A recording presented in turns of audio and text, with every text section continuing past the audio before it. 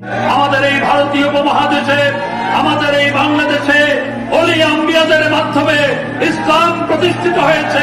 তারা মানুষকে ভালোবাসা দিয়ে মারামারি কাটাকাটি যুদ্ধ বিগ্রহ করে বাংলাদেশ স্বাধীন হয়, বরং বাংলাদেশ স্বাধীন হয়েছে পীর আউলিয়া এবং হুজুরদের কথায়। সুতরাং পীর আউলিয়া এবং হুজুরদের যারা বিরোধিতা করে, তারা বাংলাদেশের ভিতর অরাজকতা এবং ফিতনা সৃষ্টি করতে চায়। এই কথাগুলো আমি বলি না, এই কথাগুলো বলছে আমাদের তথ্যমন্ত্রী হাসান মাহমুদ সাহেব। ডাক্তার মুরাদ যখন তার মূর্খপনা এবং ইসলাম বিরোধী কথা বলে পুরো বাংলাদেশকে মাতিয়ে নিয়েছে, এবং বাংলাদেশের মানুষ যখন একটু নোটে চড়ে বসেছিল, বিশেষ করে প্রতিবাদ হয়েছিল ইন্ডিয়াতেও, বাংলাদেশে কিছু রাজনীতিবিদ কথা বলেছেন। সুতরাং তারই দ্বারা অব্যাহত রাখতে আমাদের তথ্যমন্ত্রী হাসান মাহমুদ যে কথাগুলো বলেছেন, তো চলুন আসলে হাসান মাহমুদ যে কথাগুলো রেখেছেন সেই কথাগুলো একবার দেখে নেওয়া যাক। এই ভারতীয় উপমহাদেশে কোন যুদ্ধ বিগ্রহের মাধ্যমে ইসলাম প্রতিষ্ঠিত হয় নাই। আমাদের এই ভারতীয় উপমহাদেশে, আমাদের এই বাংলাদেশে ওলি আম্বিয়াদের মাধ্যমে ইসলাম প্রতিষ্ঠিত হয়েছে। তারা মানুষকে ভালোবাসা দিয়ে, তারা মানুষকে বুঝিয়ে ইসলামের সুশীতল ছায়া তলে তারা এনেছে এই জনপদে। তাদের মাধ্যমে ইসলাম প্রতিষ্ঠিত হয়েছে। যারা তাদের বিরুদ্ধে কথা বলে তারা ফিতনা সৃষ্টিকারী। যারা ইসলামের কথা বলে হানাহানিতে লিপ্ত হয় তারা ফিতনা সৃষ্টিকারী। যারা ইসলামের কথা বলে অন্য ধর্মাবলম্বীদের উপর আক্রমণ করে তারাও ফিতনা সৃষ্টিকারী। বিভিন্ন ওলি আম্বিয়ারা এই দেশে ধর্ম প্রচার করতে এসেছিলেন। সুতরাং তাদের বিরুদ্ধে কথা বলা এটি সঠিক নয়।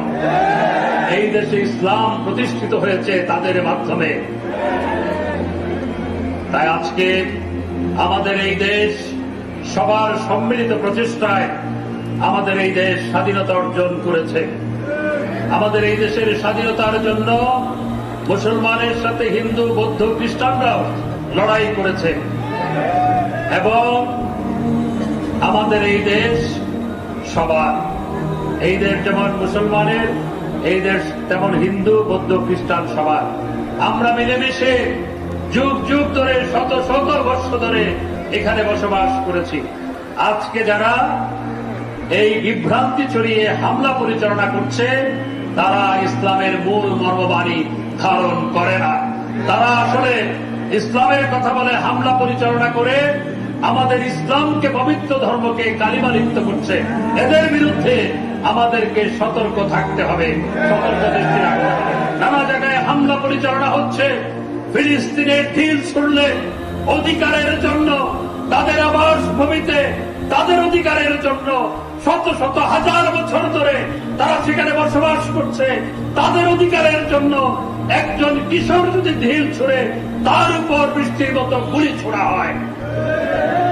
তাই ফিলিস্তিনিদের পাশে মন্ত্রী হাসান মাহমুদের কথাগুলো কতটুকু আপনার কাছে যুক্তিপূর্ণ মনে হয়েছে অবশ্যই সেটা কমেন্ট সেকশনে জানাতে ভুলবেন না। 90 থেকে 95% যে দেশের মুসলমান, সেই দেশে বসে যদি কেউ বলে যে এই দেশে ইসলাম ধর্ম আমরা রাখবো না, আর মাননীয় প্রধানমন্ত্রীর কাছে আমার বিশেষভাবে অনুরোধ রইবে, যারা যারা 90 থেকে 95% মুসলমানদের দেশের থেকে ইসলাম ধর্ম উঠে দিতে চায়, অবশ্যই তাদেরকে আপনি থেকে কঠিন শাস্তি দেন। বিশেষত মুরাদ সাহেবকে নিয়ে যদি আপনার কোনো মন্তব্য থাকে অবশ্যই আপনার মূল্যবান মন্তব্য কমেন্ট সেকশনে জানাবেন। আর যারা যারা এই পর্যন্ত ভিডিওটি দেখছেন সকলকে অসংখ্য ধন্যবাদ।